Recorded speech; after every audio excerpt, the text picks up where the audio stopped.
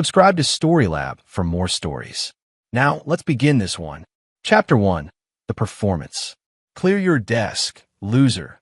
George Howe announced to the entire office, his voice echoing off the polished walls of Howe Industries' accounting department. Stealing company funds? You're done. Robert Mackey didn't flinch. He sat perfectly still at his desk, watching the performance unfold with the cold detachment of a chess master observing an opponent's predictable move. Derek Hogan stood next to his father, trying to suppress a smile that made him look like a hyena sizing up wounded prey. "Dad already called the cops," Derek added, his voice dripping with false authority. The 28-year-old had never worked a real day in his life, riding his father's coattails through Harvard and into a VP position he'd never earned. Robert's co-workers, people he'd shared coffee with for 3 years, stared like spectators at a car wreck. Some looked shocked, others whispered among themselves. None stepped forward to defend him, exactly as he'd predicted. "What, no begging?" George laughed, a harsh sound that filled the silence. "Pathetic accountant. Kakaditong." The termination papers fluttered through the air before landing on Robert's desk.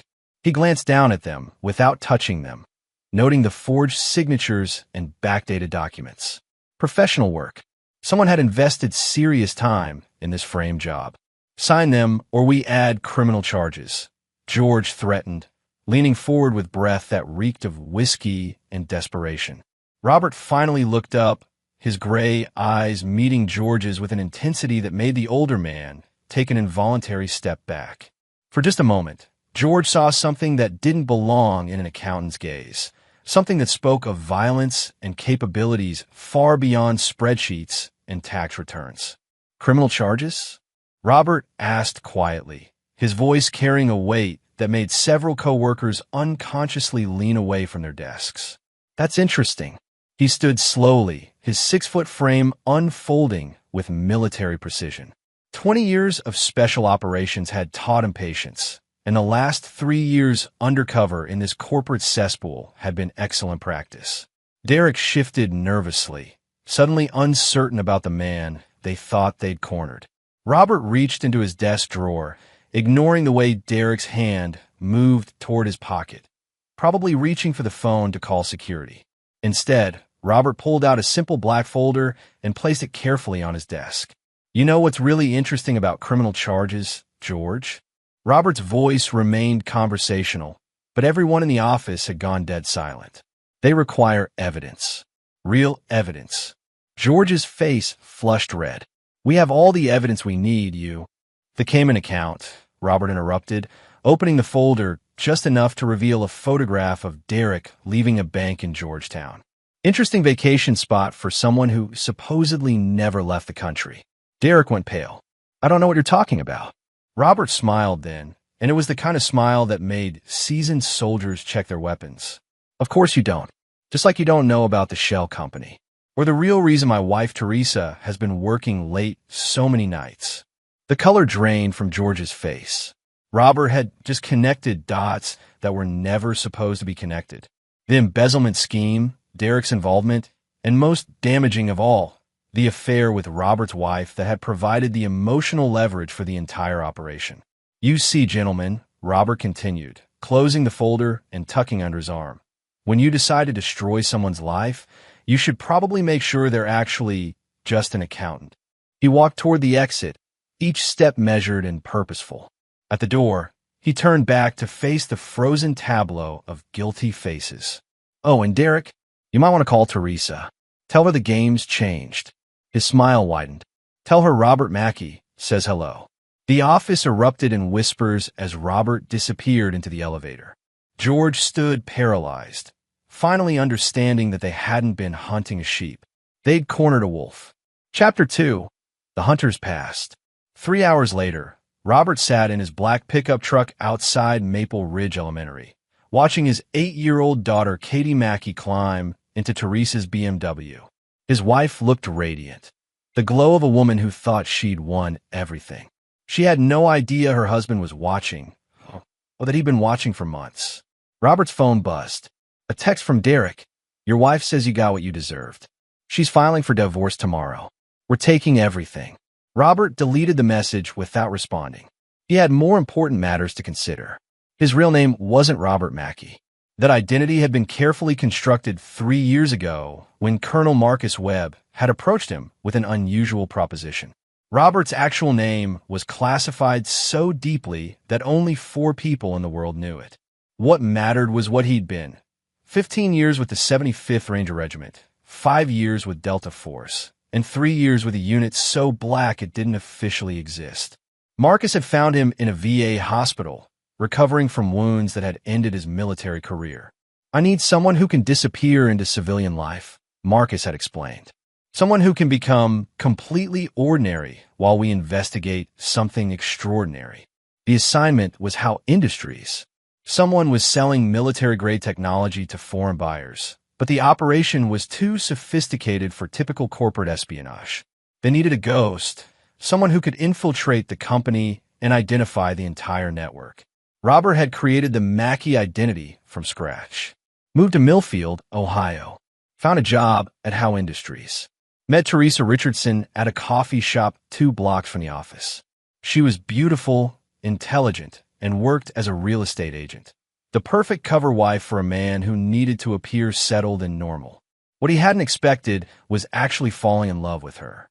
For 18 months, their marriage had been real. Teresa was funny, ambitious, and surprisingly tender in quiet moments. When Katie was born, Robert felt something he'd never experienced in 20 years of military service: complete contentment. But people rarely stayed good when real money was involved. Robert pulled out a secured tablet and reviewed the intelligence he'd gathered. Teresa's bank accounts showed deposits totaling $340,000 over the past 8 months. Derek's financial records revealed a man living far beyond his means, desperate for cash to maintain his lifestyle. George Howe's company was hemorrhaging money due to poor decisions, making him vulnerable to pressure from his son. The affair had started 6 months ago. Robert had first suspected when Teresa began working late 3 nights a week, always on the same days Derek had client meetings that never appeared on his official calendar. The confirmation came through surveillance photos that broke Robert's heart even as they vindicated his suspicions. But the personal betrayal was just one layer. Derek and Teresa weren't just having an affair. They were partners in treason. Teresa had been using her real estate connections to facilitate meetings between Derek and foreign contacts. Her late nights were often visits to properties where classified technology changed hands for millions of dollars. They'd framed Robert for embezzlement to eliminate the one person who might discover their operation. What they didn't know was that Robert had been documenting their crimes for months, building an airtight case that would send them both to federal prison for life.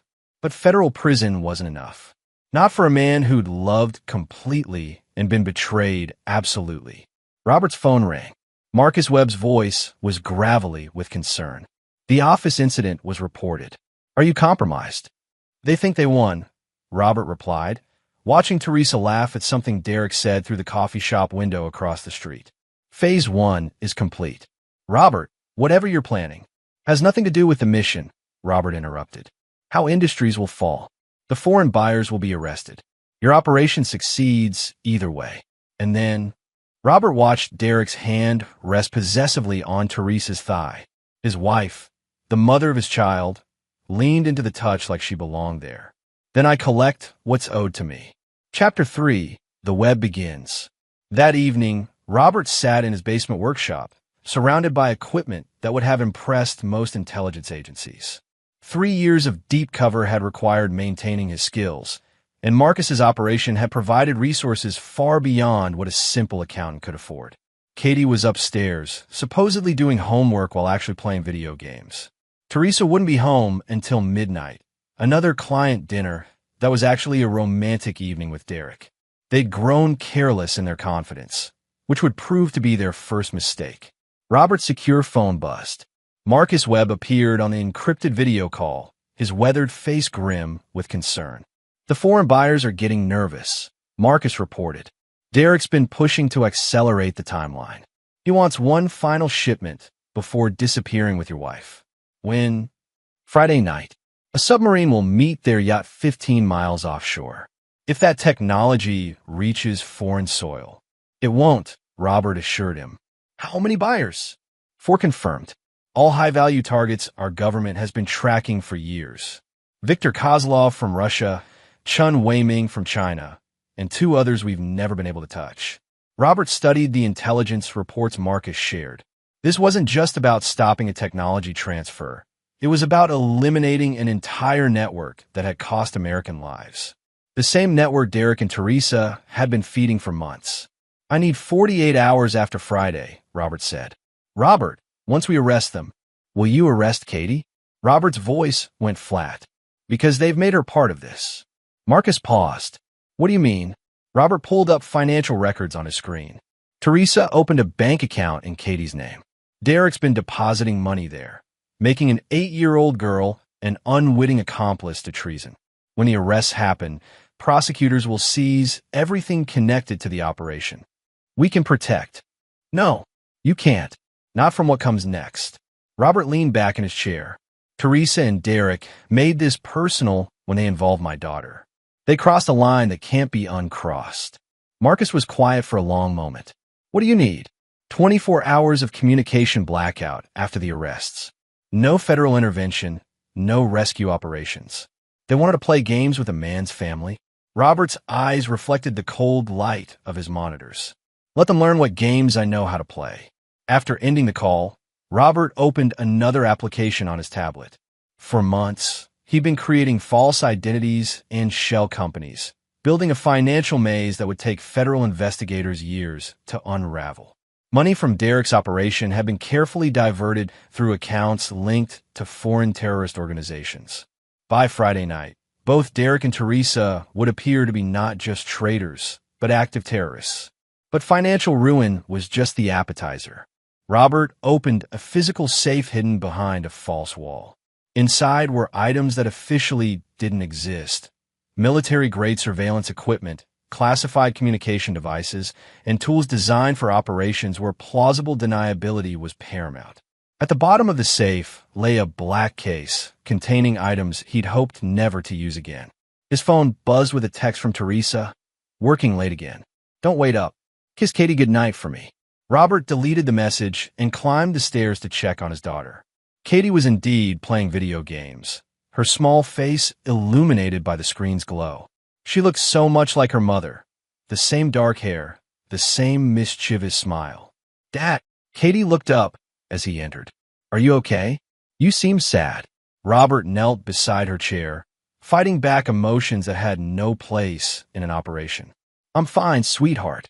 Just thinking about work. Is Mom really working late? Or is she seeing that man again? The question hit Robert like a physical blow. What man? The man from her work. Derek. I saw them kissing when she picked me up from school yesterday. Katie's voice was matter-of-fact, the way children speak about things adults think they don't understand. Are you and Mom getting divorced? Robert closed his eyes. Even his 8-year-old daughter had seen through Teresa's lies. Yet they thought they could fool a man trained to detect deception in war zones.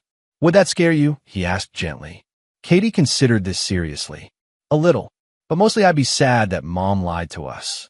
Robert hugged his daughter, breathing in the scent of her shampoo and childhood innocence. In 48 hours, Katie's world would explode. Her mother would be arrested as a traitor. Her comfortable life would disappear overnight. Everything she knew about her family would be revealed as a lie. But she would survive. Children were resilient, especially children protected by someone who understood how to wage war. Katie, Robert pulled back to look at her. You know I love you, right? No matter what happens, no matter what anyone tells you about me or Mom, that will never change. I know, Dad. Good. Now finish your game, then brush your teeth. And Katie? This weekend, we're going to visit your Uncle Marcus. It'll be like a vacation. After Katie went to bed, Robert returned to his workshop and began final preparations.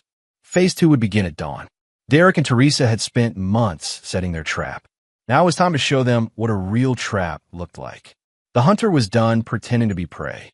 Chapter 4. The Trap Springs. Thursday morning arrived gray and drizzling, matching Robert's mood as he implemented the first phase of his counter-operation.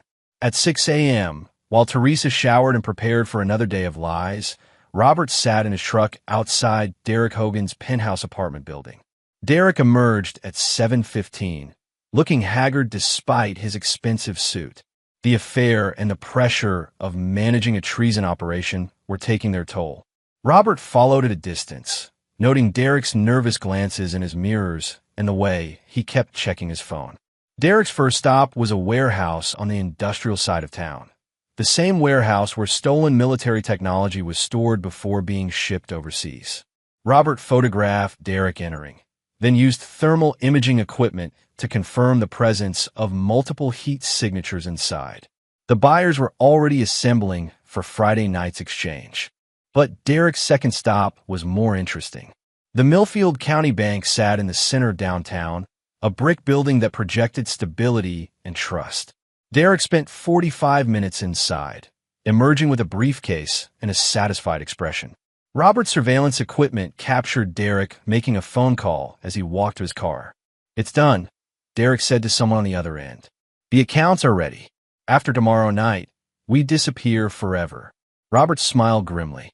Derek was liquidating assets, preparing for a life on the run. What Derek didn't know was that Robert had spent months infiltrating the bank's computer systems. Every transaction Derek had made was being monitored. Every account was being tracked. Derek thought he was securing his future. He was actually documenting his crimes. At 2 p.m., Robert received a text from Teresa. "Katie has dance class until 6. I'll pick her up. Working late again tonight." Katie didn't have dance class on Thursdays. Teresa was lying even about their daughter's schedule now, using Katie as cover for her affair. The betrayal cut deeper than Robert had thought possible. Robert arrived at Katie's school 15 minutes before dismissal. He positioned himself where he could observe without being seen, watching as children streamed out of the building. Katie emerged with her backpack and homework folder, looking around for her mother's BMW. Instead, Derek's silver Porsche pulled up to the curb. Robert watched through binoculars as Derek got out and approached his daughter. Katie looked confused, but not alarmed. She'd seen Derek before, probably at company events. Derek knelt down and spoke to her, gesturing toward his car. Katie shook her head and backed away. Derek grabbed her arm. Robert was moving before he consciously decided to act. 20 years of military training compressed into 10 seconds of lethal efficiency. He crossed the parking lot like a predator closing on prey, every parent's protective instinct amplified by skills designed for warfare. "Take your hands off my daughter." Derek spun around, his face going white as he saw Robert approaching. Katie ran to her father, wrapping her arms around his waist. "Robert, she was supposed to..." "She was supposed to what?" Robert's voice carried a quality that made other parents unconsciously gather their children and move away. "Explain to me why you're touching my daughter without permission." Derek released Katie's arm as if it burned him. "Teresa asked me to pick her up. She's running late from a showing." Robert knelt and checked Katie's arm where Derek had grabbed her. No bruises, but his daughter was shaking. "Are you okay, sweetheart?" "He scared me, Dad. He said Mom sent him, but you always said never go with strangers." "You did exactly right." Robert stood and fixed Derek with a stare that had made terrorist leaders confess their secrets. "My daughter isn't part of whatever game you're playing with my wife." "Game? I don't know what you..." Friday night, Robert interrupted quietly. 15 miles offshore. A submarine with Russian markings. Derek's face went ashen. "Did you really think I didn't know?" Derek stumbled backward, his confidence evaporating. "You're crazy. I don't know what you're talking about." Robert stepped closer, his voice dropping to a whisper that only Derek could hear. "Touch my daughter again, and I'll kill you. Not arrest you. Not report you. Kill you. Do you understand?" Derek nodded frantically and fled to his car, leaving rubber on the pavement as he sped away. Robert knelt beside Katie again. "Are you sure you're okay?" "Yeah, Dad. Why did that man want me to go with him?" "Some people make bad choices, sweetheart, but you don't have to worry about it anymore." As they drove home, Robert's secure phone buzzed with an encrypted message from Marcus. "Emergency meeting. 8 p.m. The timeline has moved up." The evening meeting took place in an abandoned auto repair shop on the outskirts of town. Marcus arrived with two other federal agents, their faces grim with urgency. "Derek's panicking," Marcus reported. "After your encounter today, he called off Friday night's exchange. The submarine is moving to international waters immediately." "When?" "Tonight. Midnight." Robert studied the intelligence reports. Derek's fear had accelerated everything, but it had also created an opportunity. Instead of a carefully planned exchange on open water, they'd be scrambling to complete the handoff before Derek lost his nerve entirely. "I need Katie protected," Robert said. "Already arranged. A federal agent will arrive at your house at 11 p.m., posing as a babysitter. Katie will be safe." Robert nodded, then looked at the other agents. "After tonight, this becomes personal. I want Derek and Teresa alive when the arrests happen.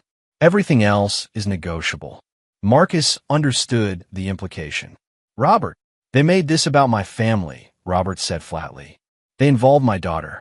They destroyed my marriage. They stole 3 years of my life." He met Marcus's eyes. "You get your technology back and your foreign agents. I get justice." "What kind of justice?" Robert smiled, and even hardened federal agents took an unconscious step backward. "The permanent kind." Chapter 5. The Net Closes. At 11:47 p.m., Robert crouched in the dunes overlooking Millfield Marina, watching Derek and Teresa prepare for what they believed would be their escape to paradise. Through night vision equipment, he observed them loading black cases onto Derek's yacht. $37 million worth of stolen military technology that would give foreign governments a 5-year advantage in drone warfare. Teresa looked beautiful in the moonlight, wearing a white dress that had probably cost more than most people made in a month. Derek moved nervously around the boat, checking equipment and scanning the horizon for their submarine rendezvous. Neither of them noticed the federal agents positioned around the marina or the underwater demolition team waiting beneath their yacht. Robert's earpiece crackled with Marcus's voice. "All units in position. On your signal." "Not yet," Robert whispered back. "Let them get to open water." He wanted Derek and Teresa to believe they'd succeeded. Let them taste victory for a few precious minutes before reality destroyed everything they'd built on lies and betrayal. Through his scope, Robert watched Teresa make a phone call. Her voice carried across the water in the still night air. "Mom? It's me. I'm leaving tonight." "No, I can't explain. Just tell Katie I love her when she's older. Tell her Mommy had to go away for work." Robert's finger tightened on his rifle's trigger. Even now, faced with abandoning their daughter forever, Teresa was lying. She'd convinced herself this was about love rather than greed, about necessity rather than choice. Derek started the yacht's engines. The boat pulled away from the dock slowly, running without lights to avoid attention. Robert followed their progress through thermal imaging, noting the submarine's position 3 miles offshore. Everything was proceeding exactly as Marcus's intelligence had predicted. At 12:23 a.m., Derek's yacht reached the rendezvous point. Spotlights illuminated the water as the submarine surfaced, its hull breaking the waves like some mechanical leviathan. Robert adjusted his scope's magnification, identifying the faces of 4 men he'd been hunting for months. Viktor Kozlov climbed onto Derek's yacht first. The Russian arms dealer looked exactly like his intelligence photos, tall, gaunt, with the pale complexion of someone who spent most of his time underground. Chun Weiming followed, representing Chinese military intelligence. The other 2 buyers remained shadows in the darkness, but Robert knew their identities and their crimes. Through his earpiece, Robert heard Derek's nervous voice carrying across the water. "The technology is exactly as promised.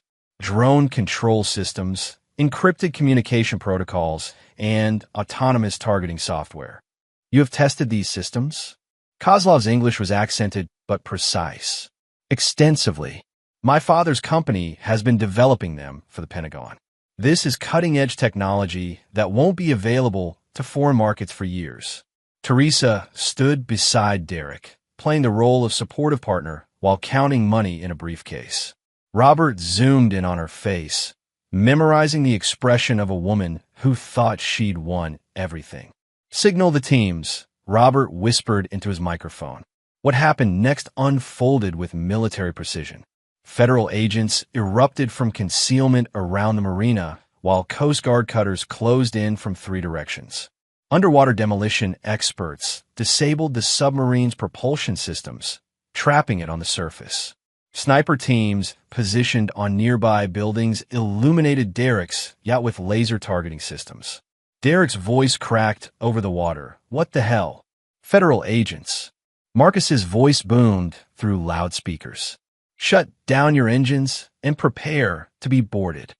Robert watched Derek and Teresa's expressions transform from confidence to confusion to terror. The foreign buyers drew weapons, but found themselves outgunned by agents who'd been planning this operation for months. Within minutes, the yacht was surrounded by federal law enforcement. But Robert wasn't interested in the arrests. He was focused on Derek and Teresa's faces as they realized their perfect plan had been a trap from the beginning. Derek fell to his knees, understanding that his life was over. Teresa stared at the Coast Guard cutters in shock, probably wondering how the FBI had discovered their operation. Neither of them suspected their accountant husband. "All suspects in custody," Marcus reported through the earpiece. Technology recovered. Foreign agents secured. Robert lowered his rifle and began packing his equipment. Phase 2 was complete. The federal operation had succeeded perfectly. Derek, Teresa, and 4 high-value foreign agents were in custody, facing charges that would ensure life sentences. But life in federal prison wasn't enough. Not for what they'd done to Katie. Not for what they'd stolen from Robert. As federal agents led Derek and Teresa away in handcuffs, Robert disappeared into the night. By dawn, he would begin implementing Phase 3, the part of his plan that Marcus Webb knew nothing about. The part where Robert Mackey stopped being a federal asset and became something much more dangerous. At 3 a.m., Robert stood in his empty house, watching Katie sleep peacefully in her bed. The federal agent posing as a babysitter had left after receiving word that the operation was complete. Katie would wake up tomorrow morning to a world where her mother was gone forever and her father was the only family she had left. Robert's secure phone buzzed with a message from Marcus. Debriefing at 0800. "Excellent work, Colonel. Your service to this country won't be forgotten." Robert deleted the message without responding. His service to the country was finished. What came next was personal. He walked to his basement workshop and opened the black case he'd hoped never touch again. Inside were tools designed for operations that officially never happened. Items that could make people disappear without leaving evidence, weapons that couldn't be traced, and chemicals that could simulate natural deaths. Derek and Teresa were safely locked in federal custody, probably believing their nightmare was over. They thought the worst that could happen was life in prison. They had no idea that Robert Mackey was just getting started. Chapter 6. The Reckoning begins. Federal detention centers were designed to prevent escape, not infiltration. Robert studied the blueprints for the Millfield County Jail from his hotel room, noting guard rotations, security camera blind spots, and the facility's communication systems. Derek and Teresa were being held in separate maximum security cells, awaiting transfer to federal court for arraignment. They had 36 hours before federal marshals would transport them to a more secure facility. Robert intended to make those 36 hours count. At 6 a.m., he received a call from Marcus Webb. The debriefing is postponed. These arrests have created a political firestorm. Everyone from the Pentagon to the State Department wants to know how 4 foreign agents acquired our most sensitive technology. What are Derek and Teresa saying? Nothing. They've both lawyered up and aren't talking. But the evidence is overwhelming. Financial records, surveillance footage, the technology recovered from the yacht. They're going away forever. Robert ended the call and continued his preparations. Forever in federal prison wasn't justice. It was merely the beginning of justice. At noon, Robert walked into the Millfield County Jail wearing the uniform of a federal inspector, complete with authentic credentials that Marcus's operation had provided. The duty sergeant barely glanced at his identification before escorting him to the secure wing where high-value prisoners were held. Routine security assessment, Robert explained to the guard outside Derek's cell. New federal protocols after last night's arrests. The guard nodded and unlocked the cell door. Derek sat on his bunk, still wearing the expensive suit from the previous night, now wrinkled and stained. He looked up as Robert entered, his face cycling through confusion, recognition, and terror. "You," Derek whispered. "Hello, Derek." Robert closed the cell door behind him, noting that the guard had retreated to the end of the hallway. "We need to talk." Derek scrambled backward on his bunk. "You're that accountant." "Robert Mackey." "How did you?" "I'm not an accountant," Robert said quietly. "I never was an accountant. For the last 3 years, I've been conducting a federal investigation into technology theft at your father's company." Derek's face went white. "Your FBI?" "Something like that." Robert sat down across from Derek, his posture relaxed but his eyes predatory. "The investigation is complete. You and Teresa will spend the rest of your lives in federal prison. Your father's company will be liquidated. The foreign agents you were selling to are already being interrogated by people who don't care about their comfort. Then why are you here?" Robert smiled, and Derek pressed himself against the wall. "Because federal prison isn't enough. Not for what you did to my daughter." Derek's voice cracked. "We never hurt Katie. You destroyed her family," Robert interrupted. "You turned her mother into a traitor. You made an 8-year-old girl complicit in treason by putting money in her bank account. Yesterday, you tried to kidnap her from school. I wasn't kidnapping, because she was stealing and lying and hurting people who trusted her. Are you mad at her?" Robert considered the question. "I'm disappointed in her. She chose money over our family. She chose another man over us. Those choices have consequences." Katie was quiet for a moment. "Dad, are you a police officer?" "Something like that." "Did you catch Mom stealing?" "Yes." Katie hugged her father tightly. "I'm sorry Mom made bad choices, but I'm glad you caught her. Bad people should get in trouble." Robert held his daughter, breathing in her innocence and unconditional love. In a few hours, he would become someone Katie could never know, someone who solved problems through methods that couldn't be explained to an 8-year-old. But for this moment, he was just her father. At midnight, Robert entered the Millfield County Jail through a maintenance entrance he'd identified during his reconnaissance. The night shift had fewer guards, and Robert's federal credentials still provided access to areas most visitors couldn't reach. Teresa was awake when Robert appeared at her cell door. She'd been expecting him. "You came," she said quietly. "I told you I would." Robert unlocked the cell door using keys he'd acquired from a guard who would spend the next 4 hours unconscious in a supply closet. Security cameras throughout the facility were playing recorded footage from the previous night. Nothing would show Robert's presence. "Last chance," Robert said, entering the cell. "Public confession or permanent silence." Teresa stood defiantly. "I'm not Derek. I won't grovel for your amusement." "This isn't amusement," Robert replied. "This is justice. This is murder. You're going to kill an unarmed woman in a jail cell." Robert withdrew the vial of ricin from his jacket. "You killed our marriage. You killed our family. You tried to kill my relationship with Katie by abandoning her." He uncapped the vial. "I'm just returning the favor." Teresa backed against the wall. "Robert, please. Think about Katie. What happens when she finds out her father is a murderer? Katie will never know how you died. The official cause will be heart failure brought on by stress and poor health. Very tragic, very natural." Robert stepped closer. "She'll mourn her mother and move on with her life. Children adapt. You don't have to do this. I'm already going to prison forever." "Prison isn't enough," Robert interrupted. "You don't understand what you've taken from me, Teresa. For 3 years, I loved you completely. I trusted you with my life, my mission, my daughter. You betrayed all of that for money and another man." Teresa was crying now. "I'm sorry. I'm so sorry, Robert. I never meant for it to go this far. But it did go this far. You made choices, and choices have consequences." Robert raised the vial toward Teresa's water cup. "Some consequences are permanent." "Wait," Teresa said desperately. "What if I confess? What if I take full responsibility like Derek did?" Robert paused. "Your confession is worthless now. Derek already told the world everything. Your silence or your words, neither matters anymore." "Then why are you here?" Robert met his wife's eyes one final time. "Because I promised you a choice. Die with dignity or die as a coward. I'm keeping that promise. Teresa straightened her shoulders, some final reserve of courage surfacing in her darkest moment.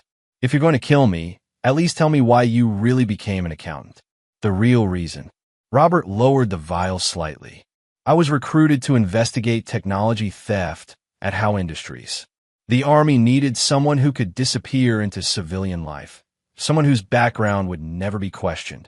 And our marriage was supposed to be cover, a convenient way to appear settled and normal. Robert's voice softened slightly. I never planned to actually fall in love with you. Teresa smiled sadly. That's the most honest thing you've said to me in 3 years. Does it change anything? No, but at least I know the man I'm dying for actually loved me once. Teresa sat down on her bunk and held out her water cup. Make it quick. Robert stared at the woman who had been his wife, the mother of his child, the greatest love and betrayal of his life. 2 drops of ricin would end everything. Her life, his pain, the last loose end in a 3-year operation. Instead, he recapped the vial and put it back in his jacket. Why? Teresa whispered. Because Katie deserves better than a father who murders her mother, Robert said quietly. And because some lines, once crossed, can never be uncrossed. Robert walked to the cell door, then turned back one final time. You'll spend the rest of your life in federal prison. You'll never see Katie again. You'll die alone, forgotten by everyone except the woman whose life you destroyed. He paused at the threshold. That's a worse fate than anything I could do to you. As Robert disappeared into the darkness, Teresa collapsed on her bunk and wept for everything she'd lost and everything she'd thrown away. Behind her, unnoticed, 2 drops of clear liquid fell from the rim of her water cup onto the concrete floor. Chapter 8. The Price of Justice. 3 days later, Teresa Mackey died in her federal holding cell of apparent heart failure. The prison medical examiner ruled it natural causes brought on by stress and the emotional trauma of her arrest. No one suspected poison. No one looked for it. Derek Hogan received the news during a meeting with his attorney at the federal courthouse. His face went white as he realized Robert had kept both parts of his promise. Derek lived because he'd confessed. Teresa died because she'd refused. I need to speak with the FBI, Derek told his lawyer. There's something about Robert Mackey they need to know. But when federal agents investigated Derek's claims, they found only the mundane records of a mid-level accountant who disappeared after the arrests. Robert Mackey had never officially existed beyond his cover identity, and that identity had been carefully dismantled by people with government clearances far above Derek's access level. Derek's accusations were dismissed as the desperate ramblings of a convicted traitor trying to blame someone else for his crimes. 1 week after Teresa's death, Robert stood in a cemetery outside of Millfield, watching her burial from distance. A handful of people attended, her parents, her sister, a few co-workers who still believed she'd been framed. Katie was not present. Robert had told his daughter that her mother died of a broken heart, which was true enough. Marcus Webb approached from behind, his footsteps crunching on fallen leaves. The official report lists cause of death as cardiac arrest. Natural causes. That's what it was, Robert replied without turning around. Was it, though? Marcus watched the mourners disperse. The prison doctor found elevated stress hormones, but nothing suspicious. Still, ricin poisoning can mimic. Teresa died because she made choices that destroyed her life, Robert interrupted. Whether those choices stopped her heart or whether something else did, does it matter? Marcus was quiet for a moment. What happens now? Now I disappear. Robert Mackey dies in a car accident somewhere in Montana. Katie gets a new identity and a new life with people who will love her properly. And you. Robert's hand moved so fast Derek didn't see it coming.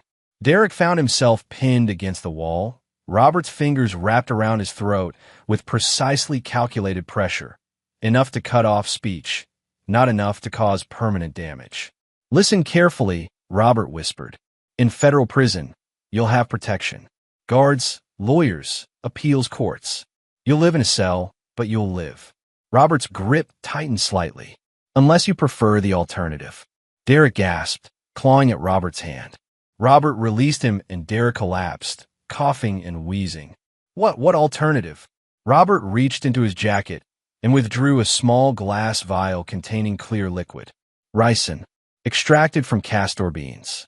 Completely undetectable in routine autopsies. Symptoms mimic natural heart failure.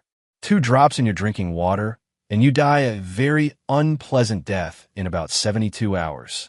Derek stared at the vial in horror. You can't. This is a federal facility. I can get to you anywhere, Robert said simply. Federal prison, maximum security, protective custody, it doesn't matter. I spent 15 years learning how to kill people who thought they were untouchable. Robert stood and walked to the cell door, then turned back to Derek. But I'm not unreasonable. I'll offer you a choice. What choice? Confess everything. Every detail of your operation. Every person you worked with. Every crime you committed. Make a full public statement accepting responsibility for destroying my family. Robert pocketed the vial. Do that, and I'll let you live out your natural life in federal prison. Derek was shaking now. And if I don't, then I'll make sure you die in the most painful way possible. And after you're dead, I'll visit your father. Then I'll visit Teresa. Robert's voice never changed tone, remaining conversational and calm. Do you understand me, Derek? Derek nodded frantically. Good.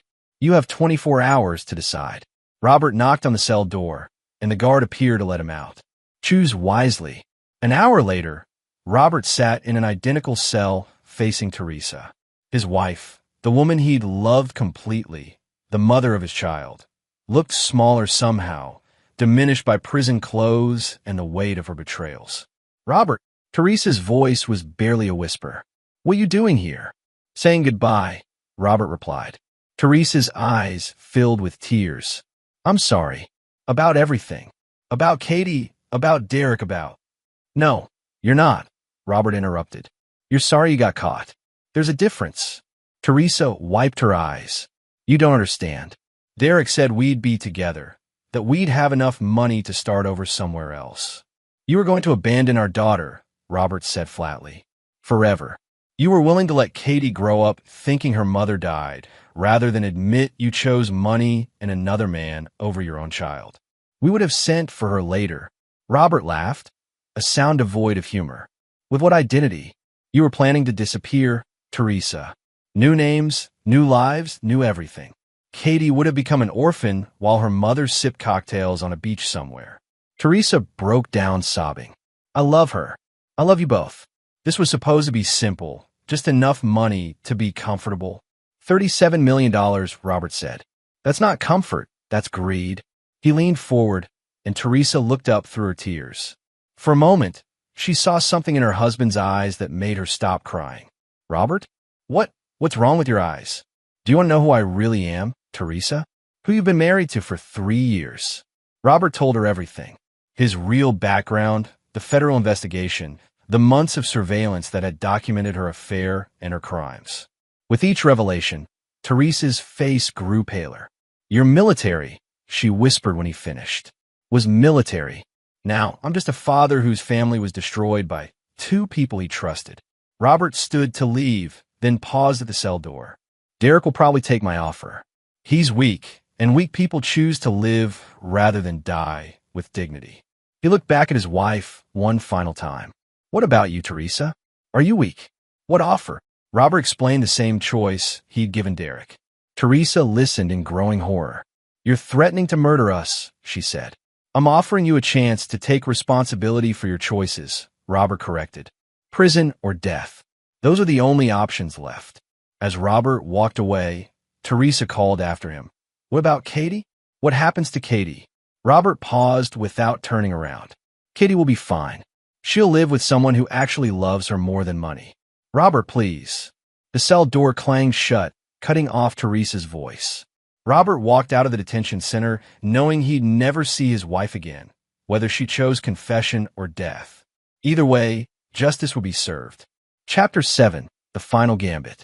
24 hours later, Derek Hogan stood before a wall of television cameras in the federal courthouse, flanked by his attorney and federal prosecutors.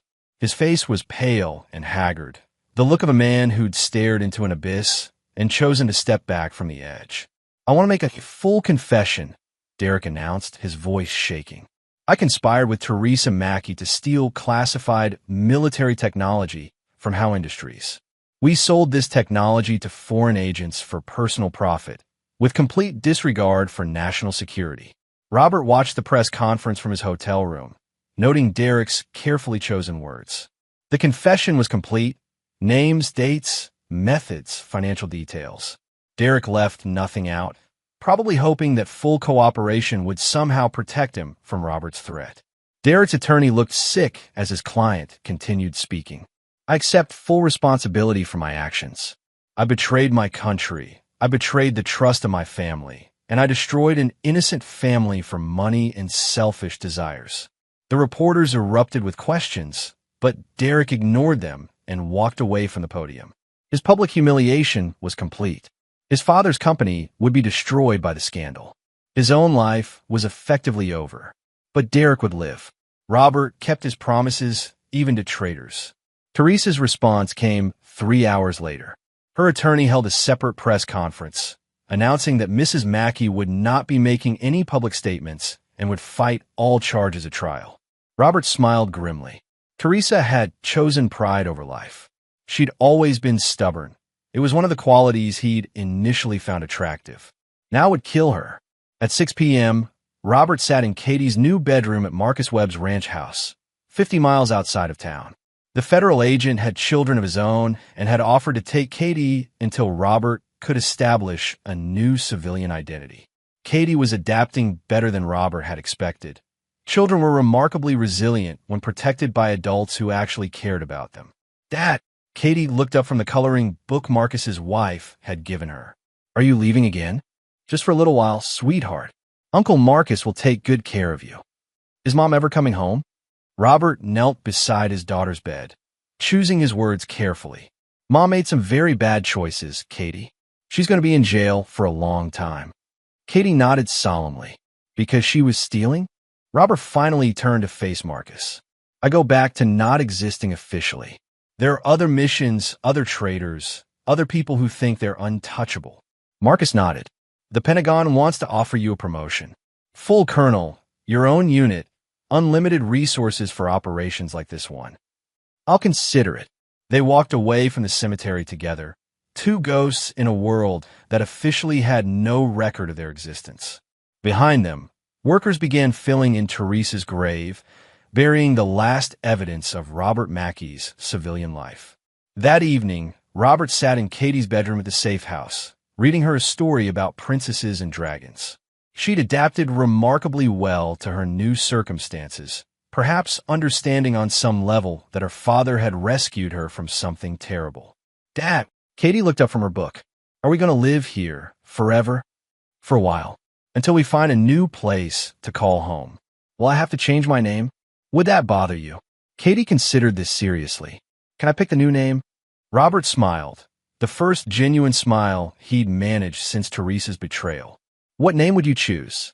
Something strong, like a warrior princess. I think that could be arranged. As Katie fell asleep, Robert stepped onto the porch and called Marcus on his secure phone. I'll take the promotion, but I have conditions.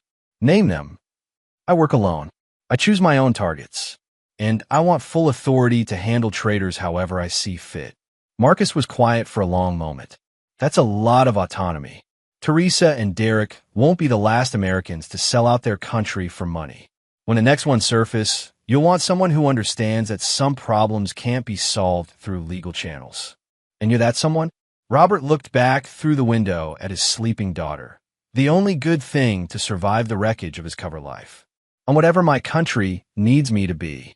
3 months later, a small news item appeared in the Millfield Gazette. Local accountant dies in Montana car accident. The article mentioned Robert Mackey's surviving daughter, who would be raised by relatives in another state. There was no mention of his wife's federal conviction or her death in custody. The same week, a new identity was activated in the Department of Defense database. Colonel Marcus Stone, Special Operations Liaison, assigned to classified duties requiring extensive travel. His personnel file was thin, 20 years of distinguished military service, no family, no permanent address. No one connected Marcus Stone to the mild-mannered accountant who'd lived quietly in Millfield for 3 years. No one suspected that the government's newest specialist in eliminating high-value traders was motivated by personal experience rather than patriotic duty. Derek Hogan died 6 months later in federal prison, killed by fellow inmates who'd learned about his cooperation with federal authorities. The murder was brutal and public, a message to other prisoners that traitors weren't welcome even among criminals. Robert learned about Derek's death through official channels and felt nothing. Justice had been served, whether by his hand or through the natural consequences of Derek's choices. The weak died. The strong survived. The guilty paid for their crimes. Everything else was just details. Chapter 9. Legacy of the Wolf. 5 years after the destruction of his civilian life, the man formerly known as Robert Mackey stood in a government briefing room, reviewing files on his latest targets. Colonel Marcus Stone had become a legend in intelligence circles.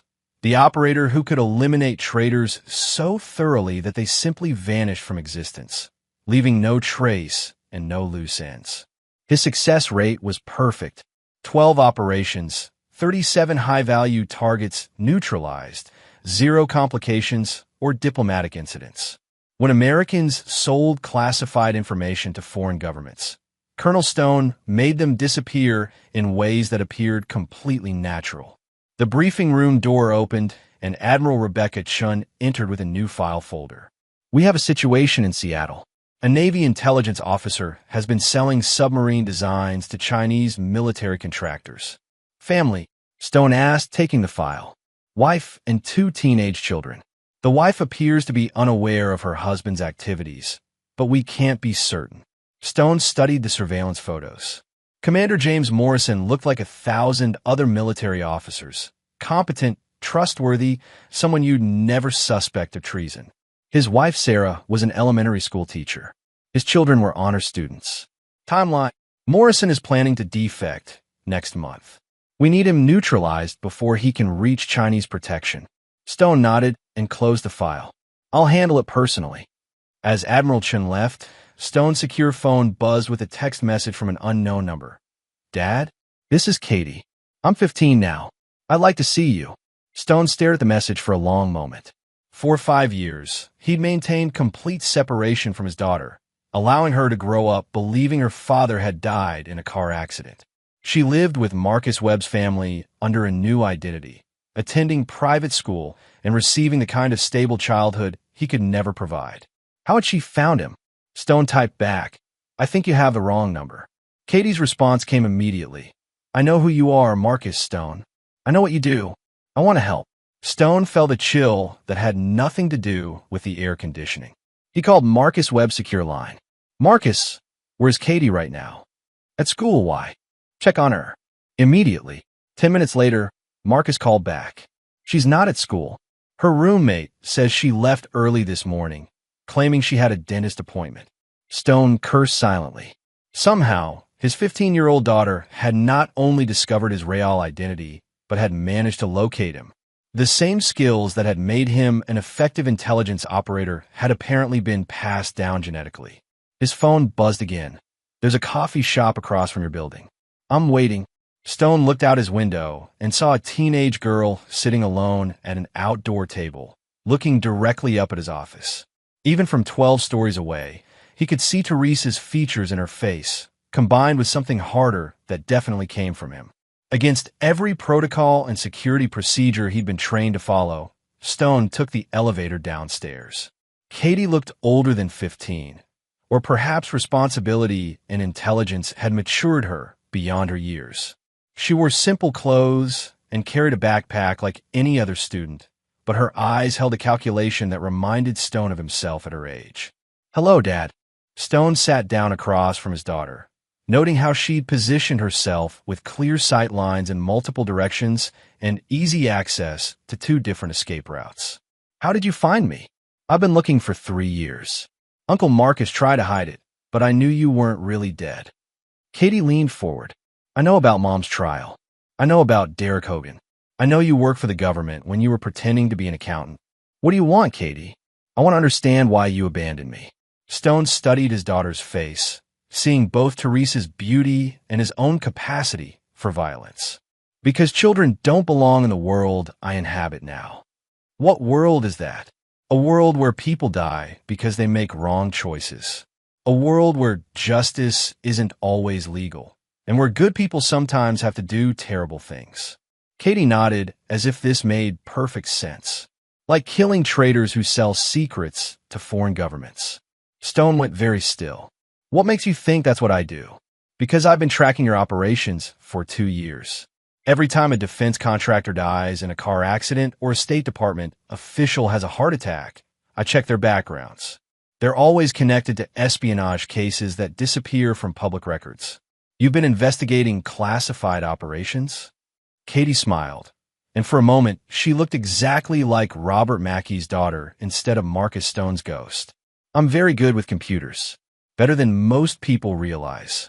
Stone realized his daughter represented a security breach beyond anything he'd ever encountered. She'd penetrated operations that were supposed to be invisible, connected dots that professional intelligence analysts had missed, and done it all from a high school computer lab. Katie, what you're describing could get you arrested for treason, or recruited by the same people who recruited you. Katie's expression grew serious. I don't want to live in the suburbs pretending to be someone else. I want to help protect our country from people like Mom and Derek. Stone felt his carefully constructed world shifting. For 5 years, he'd told himself that keeping Katie safe meant keeping her away from his work. But perhaps safety wasn't what his daughter needed. Perhaps she needed purpose. The people I work for don't recruit 15-year-olds, Stone said. They recruited you when you were 18. That was different. I was a soldier. And I'm your daughter. Katie leaned back in her chair. The daughter of Marcus Stone and Teresa Mackey. You think that combination didn't create someone unique? Stone's phone buzzed with an urgent message from Admiral Chun. Morrison has accelerated his timeline. He's leaving for China tonight. We need immediate action. Stone looked at his daughter, brilliant, dangerous, and completely unafraid of the world that had consumed her parents. He made a decision that violated every security protocol he'd ever learned. Do you really want to help protect our country, Katie? Yes. Then prove it. I have a traitor to catch, and I need someone who's good with computers. Katie's smile was pure predator. Finally, as they walked away from the coffee shop together, Stone reflected on the strange justice of the situation. Teresa's betrayal had created the monster he'd become, but it had also created something else. A daughter who understood that some people deserve to die for their choices. The wolf had found his heir. Morrison never made it to his flight. His car suffered a catastrophic brake failure on a mountain road outside Seattle, leaving no survivors and no evidence of foul play. His wife and children mourned a hero who died serving his country, never knowing he'd planned to betray everything they believed in. Katie watched her father work with the clinical detachment of someone born for this life. When it was over, she asked only one question. How many more are there? More what? Traitors. People who need to be stopped. Stone looked at his daughter and saw himself 15 years earlier, young, idealistic, and completely certain that justice was worth any price. More than we can count, he said. But we'll stop them all one by one. Good, Katie replied. Someone has to.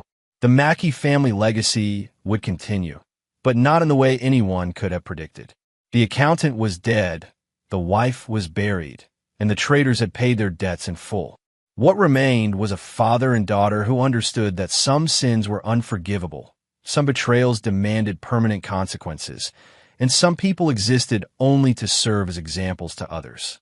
In the end, justice wasn't about mercy or forgiveness. Justice was about making sure the guilty paid and the innocent were protected by people willing to cross any line necessary. The wolf and his cub had work to do.